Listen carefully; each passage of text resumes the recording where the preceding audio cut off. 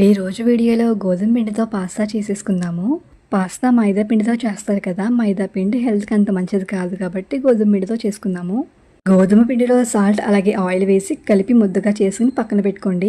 అరగంట తర్వాత తీసి మీకు ఇష్టమైన షేప్లో పాస్తా లాగా చేసుకోండి. లేకపోతే వీడియోలో చూపిస్తున్నట్టు ఫోర్క్తో చిన్న చిన్న గవ్వలుగా చేసుకోండి. అలా గవ్వల మొత్తం అయిపోయాక పక్క స్టవ్ మీద హాట్ వాటర్ బాయిల్ చేసుకోవాలి. ఇప్పుడు మరుగుతున్న హాట్ వాటర్లో ఈ గవ్వలేసి ఒక 5 నిమిషాలు మగ్గించుకోవాలి.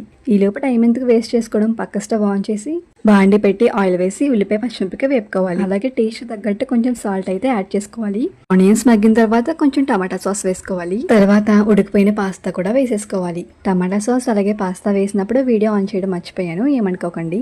ఇంకేముంది, ఈ సాస్ మొత్తం పాస్తాకు పట్టిన తర్వాత స్టవ్ ఆఫ్ చేసుకోవడమే. ఇంకా టేస్ట్ విషయానికి వస్తే నాకైతే నచ్చింది, కానీ మా తమ్ముడికి నచ్చలేదంట.